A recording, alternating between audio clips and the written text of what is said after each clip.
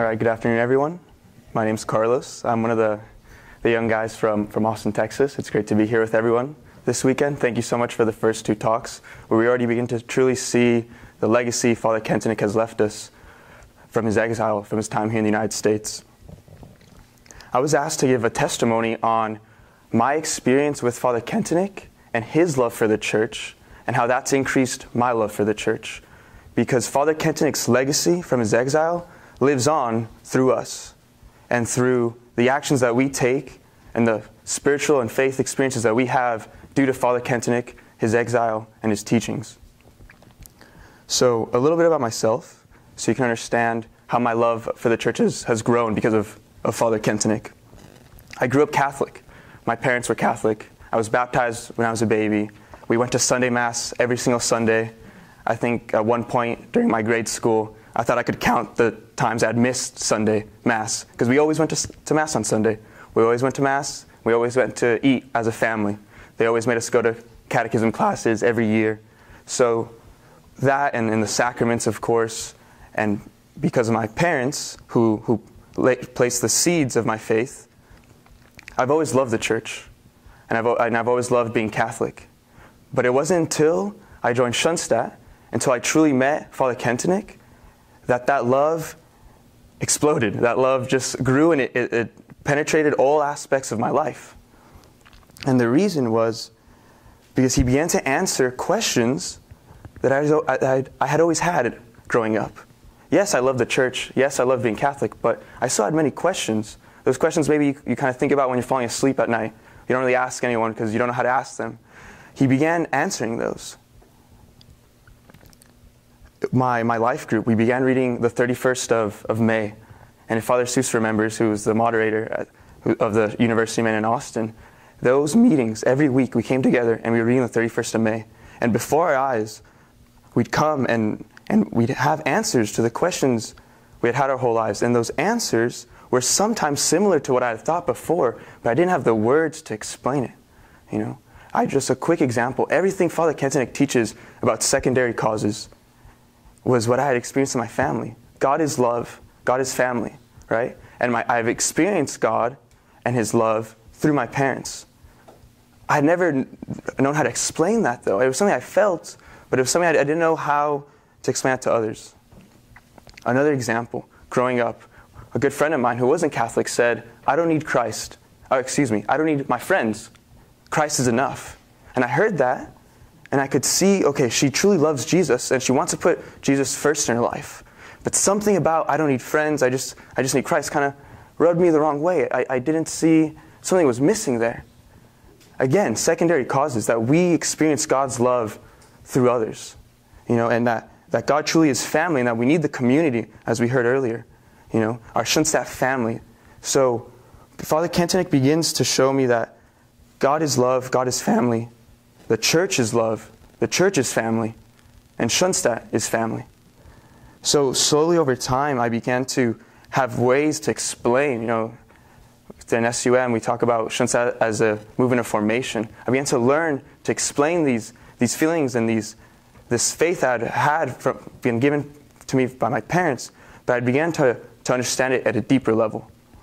And that leads me to my next point, that it didn't just give me answers that I'd always had about my faith and about the Catholic Church, but it gave me a mission.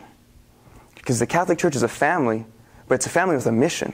And that mission is the mission of the gospel, right? And like I said, every Sunday I had grown up hearing the mission and the message of the gospel. But at times, after many years, it seems like I'm hearing the same thing, but I don't know how to apply it to my life. How do I go deeper, and how do I actually live out the gospel?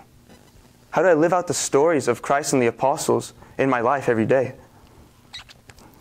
And again, Father Kentinick gave me the answer. You know, the covenant of love is the answer. Schoenstatt's mission to form saints, to form leaders for today, is the answer. For us to be able to grow in our faith, but then connect that faith to our daily lives. We talked about this in the small groups earlier, or at least my group did, the mission of Schoenstatt. And it's that mission for the church, to connect our faith with our daily lives, or to connect the supernatural and the natural. All these things I was learning in SUM as I read more of Father Kentinick, but I began to experience them in the shrine. I got to experience them through the Blessed Mother and the covenant of love.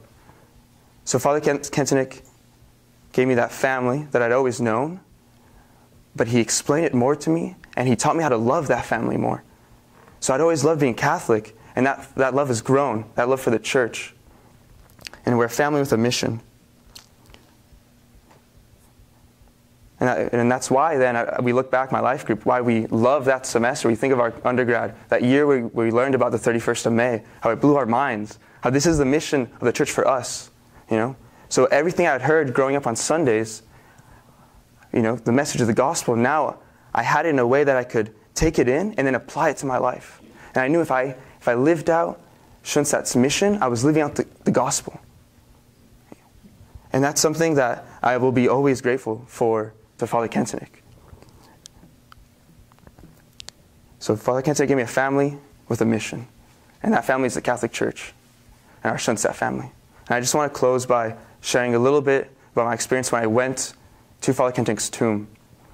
Because his tomb says that he loved the church in Latin. Can someone please say it in Latin? We all heard that. I'm horrible at Latin. He loved the church. So I finally get to go to Schoenstatt. I finally get to go to the original shrine. And the original shrine was, we're not going to talk about that now, but for those who have been, it's a beautiful experience. The energy of this original solace, the original shrine where the original covenants of love were sealed. You feel the Blessed Mother's presence. And it was an energetic pilgrimage. But then when I get to Father Kentenich's tomb, it all becomes a bit more serious. You know, I'm very loud, I'm talking all the time, but I got very calm at that moment. And I knew that was Father Kentenich's tomb. It's a big, in a respectful way, a slab of concrete. It's big, it's solid. And I was quiet, my soul quieted, you know, something the guys know I need to work on. I was very quiet, and I walked up, and I just wanted to touch his tomb. And for me, it was a metaphor almost for the church. He loved the church, and the church is solid.